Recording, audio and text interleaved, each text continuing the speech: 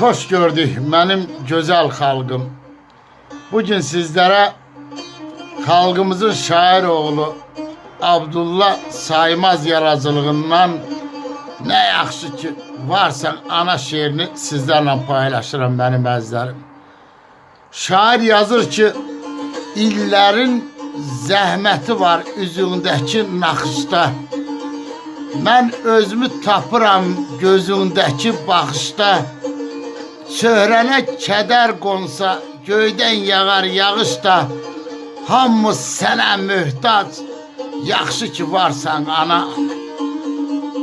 Bütün aləm danışır şöhrətindən, şanından. Nə qədər incitsək də ayırmadın yanından. Bizi böyütmək üçün can verdin öz canından. Qıtlıqda qoymadın aç, yaxşı ki varsan ana. Sanki şirin nəğmədir, şirin bəstədir səsin. Ruhuma qida verir adi sözün, nəfəsin.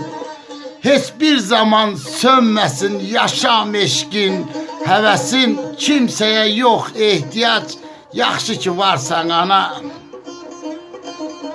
Ağappaq qar kimidir bəyazlanıb tellərin. Hamısından incəsən çəməndəki güllərin. Dərmansız loğmanımsan, şəfa verir əllərin.